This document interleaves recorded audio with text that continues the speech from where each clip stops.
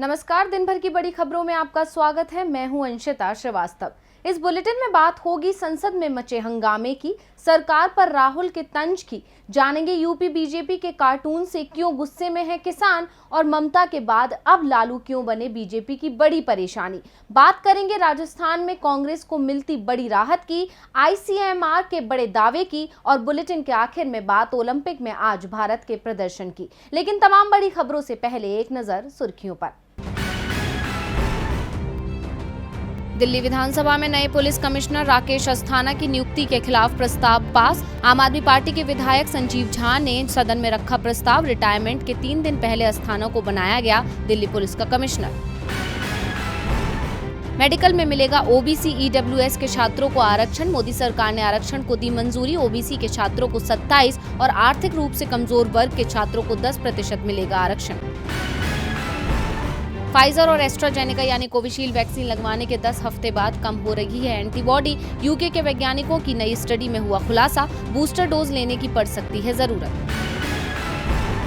Jharkhand academic council की ओर से Jharkhand board 10वीं का रिजल्ट जारी। 95.93% छात्रों ने पास की परीक्षा। शेयर बाजार में आई तेजी, 209 अंकों की तेजी के साथ 52,653 पर पहुंचा सेंसेक्स। निफ्टी में 69 अंकों का उछाल, 15,778 पर पहुंचा निफ्टी। सुर्खियों के बाद अब बात आज की सबसे बड़ी खबर की। मानसून सत्र का आज 9वां दिन था, लेकिन संसद में विपक्ष का ना तो हंगामा रुक रहा है और ना ही सरकार अपनी जिद से पीछे हट रही है।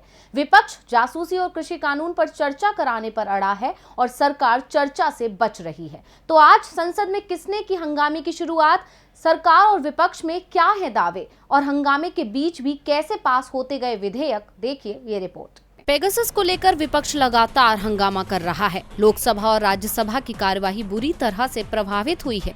इसीलिए आज जब लोकसभा की कार्यवाही शुरू हुई तो स्पीकर ओम बिरला ने सभी सदस्यों से कहा, सभी सदस्यों को संसद की गरिमा बनाए रखना चाहिए। हंगामे की घटना दोहराई जाएगी तो आगे इस पर कार्यवाही होगी।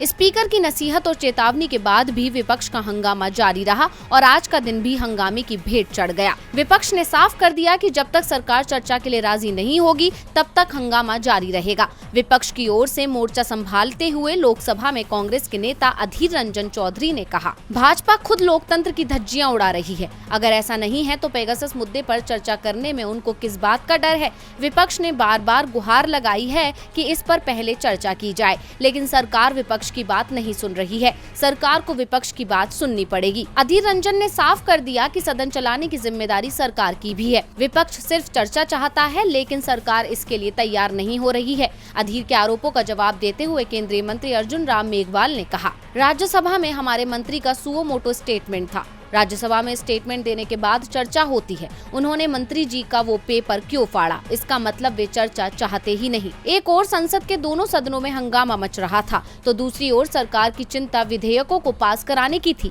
इसीलिए हंगामे के बीच ही सरकार ने the airports economic regulatory authority of India विधेयक और फैक्टर विनियमन विधेयक 2021 को लोकसभा से पास करा लिया। राज्यसभा में भी एक विधेयक पारित कराया गया। विधेयकों को सदन से पास कराकर सरकार ने विपक्ष को साफ संदेश दे दिया है कि उसे विपक्ष के हंगामे की चिंता नहीं है। सरकार वो ही करेगी जो उसका दिल करेगा। विपक्ष की कोई भी बात सरकार सुनने को तैयार नहीं है। संसद में हंगामा हो रहा है, संसद ठप है, लेकिन सरकार ना तो पेगासस जासूसी मामले पर चर्चा कराने को तैयार है और ना ही किसानों के मुद्दे पर बात कर रही है। और इसे लेकर कांग्रेस सांसद राहुल गांधी ने भी सरकार को घेरा है। तो क्या कहा है राहुल गांधी ने, देखिए रिपोर्ट। संसद का मानसून सत्र शुरू होने से पहले मोदी सरकार ने विपक्ष के साथ सर्वदलीय बैठक कर उसके सहयोग की अपील की थी, लेकिन जैसे ही संसद का सत्र शुरू हुआ वैसे ही जासूसी का जिन बाहर निकल आया, जिस पर मोदी सरकार ऐसे घिरी कि संसद को लेकर सड़क और सोशल मीडिया पर उसकी किरकिरी हो रही है। इस मुद्दे को लेकर कांग्रेस लगातार मोदी सरकार को खरी खरी सुना रही है। खुद राहुल गांधी ने जासूसी को लेकर मोर्चा खोल रखा है। आज भी उन्होंने इस मुद्दे के बहाने सरकार को आड़े हाथों लिया। राहुल गांधी ने कहा कि हमारे लोकतंत्र की बुनियाद है कि संसद जनता की आवाज बनकर राष्ट्रीय महत्व के मुद्दों पर चर्चा करे। मोदी सरकार विपक्ष को ये काम नहीं करने दे रही। इतना ही नहीं, कांग्रेस नेता ने इस बात पर जोर दिया कि संसद का और समय व्यर्थ मत करो, करने दो, महंगाई, किसान और पेगासस की बात हो। दरअसल पेगासस और कुछ अन्य मुद्दों को लेकर पिछले कई दिनों से संसद के दोनों सदनों में गतिरोध बना हुआ है। 19 जुलाई से मानसून सत्र शुरू हुआ था, लेकिन अब तक दोनों सदनों की कार्यवाही बाधित रही है। हालांकि पिछले 2 दिनों के दौरान केंद्र सरकार ने विपक्ष के हंगामे के बीच 2 बिल जरूर पास करवाए हैं, लेकिन सदन की कार्यवाही बार बार स्थगित हो रही है। विपक्षी नेताओं ने साफ कर दिया है कि जब तक सरकार कृषि कानून और जासूसी कांड को लेकर चर्चा कराने को तैयार नहीं होती, तब तक विपक्ष का हंगामा यूं ही जारी रहेगा। अब विपक्ष के तेवर तो साफ बयां कर रहे हैं कि वो इस मुद्दे पर शांत बैठने वाला नहीं है। यहां तक कि जासूसी के सहारे कांग्रेस भी खुद को मजबूत विपक्षी पार्टी के तौर पर खड़ा करने की कोशिश कर रही है। अब उसकी कोशिश कारगर होगी या नहीं, ये तो आने वाला वक्त बताएगा, लेकिन इस वक्त मोदी सरकार बुरी तरह से गिर गई है। कृषि कानून पर सरकार संसद में चर्चा को तैयार नहीं है। किसान 8 महीने से दिल्ली घेरे बैठे हैं, लेकिन सरकार किसानों से भी चर्चा नहीं कर रही। और जब किसान आंदोलन की बात करते हैं तो बीजेपी उनके आंदोलन पर ही तंज कसने लगती है। यूपी बीजेपी ने तो किसान आंदोलन को लेकर ऐसा कार्टून ट्वीट किया जिसे लेकर किसान के साथ ही विपक्ष भी बेहद नाराज है। तो क्या है बीजेपी के कार्टून में जिसे बताया जा रहा है किसानों का अपमान? देखिए रिपोर्ट। यूपी में 6 महीने बाद विधानसभा चुनाव होने हैं और किसान नेता राकेश टिकैत ने साफ कर दिया है कि जिस तरह से किसान दिल्ली को घेरे बैठे हैं, उसी तरह से लखनऊ का भी घेराव होगा। सरकार को जो भाषा समझ में आती है उसी में उससे बात होगी। टिकैत ने तो यहाँ तक दावा कर दिया कि लखनऊ का घेराव चारों ओर से होगा। दिल्ली की तरह 3-4 स्थानों पर ही धरना नहीं दिया जाएगा, बल्कि लखनऊ का हर बॉर्डर ब्लॉक किया जाएगा। लखनऊ को जब पूरी तरह से सील कर दिया जाएगा, तभी बीजेपी को किसानों की ताकत समझ में आएगी। किसान यूपी विधानसभा चुनावों में बीजेपी को हराने का काम करेगा। टिकैत ने किसी भी दल को जिताने की बात तो नहीं की, लेकिन उन्होंने साफ कर दिया कि यदि केंद्र की मोदी सरकार ने किसानों की मांगों को स्वीकार नहीं किया, तो यूपी विधानसभा चुनावों में बीजेपी को इसका परिणाम भुगतना पड़ेगा। किसान बीजेपी को हराने का काम करेगा। टिकैत के ऐलान के बाद उत्तर प्रदेश बीजेपी की ओर से कार्टून ट्वीट किया, जिसको लेकर नया विवाद शुरू हो गया है। दरअसल कार्टून में दाईं तरफ राकेश टिकैत जैसे दिखने वाले एक व्यक्ति को दिखाया गया है, जिसके कंधे पर किसान आंदोलन का भार है। सुना लखनऊ जा रहे तम कि मैं पंगा ना लिए भाई, योगी बैठा है बक्कल तार दिया करे और पोस्टर भी लगवा दिया करे। बीजेपी के ट्वीट को राजनीतिक दलों ने किसानों का अपमान बताया है और कहा कि ये किसानों के प्रति बीजेपी की मानसिकता को दिखाता है। बीजेपी किसानों का अपमान कर रही है। किसानों के आंदोलन पर कार्टून बनाकर यूपी में बीजेपी ने अपनी मुश्किलें बढ़ा ली हैं और बीजेपी की इन मुश्किलों को बढ़ाने के लिए लालू यादव भी सक्रिय हो गए हैं। लालू के निशाने पर यूपी विधानसभा चुनावों के साथ 2024 में होने वाला आम चुनाव भी है। लालू लगातार विपक्षी दलों के नेताओं से मिल रहे हैं, जिससे बीजेपी की परेशानी बढ़ती दिख रही है। देखिए ये रिपोर्ट। सियासी सफर में मोदी सरकार के विजय रथ को रोकने के लिए विपक्षी दल लंबे वक्त से महागठबंधन बनाने की कोशिश कर रहे हैं, लेकिन वो कोशिश कामयाब नहीं हो पा रही थी। मगर अब एक बार फिर से नेताओं की मुलाकात के बाद माना जा रहा है कि गठबंधन का गणित बैठाया जा सकता है। जहां एक तरफ पश्चिम बंगाल की सीएम ममता बनर्जी बीजेपी विरोधी दलों को एकजुट करने की कोशिश में है, तो वहीं लालू प्रसाद यादव भी 2022 के उत्तर प्रदेश विधानसभा चुनाव और 2024 के लोकसभा चुनाव से पहले एक्टिव हो गए हैं। उन्होंने पूर्व केंद्रीय मंत्री शरद पवार, समाजवादी पार्टी के रामगोपाल यादव, कांग्रेस सांसद अखिलेश प्रताप सिंह से मुलाकात की। नई दिल्ली में लालू यादव और अन्य नेताओं की मुलाकात तब हुई है जब ममता बनर्जी के दिल्ली में होने के बीच बीजेपी के खिलाफ संयुक्त मोर्चा बनने की अटकलें लगाई जा रही हैं।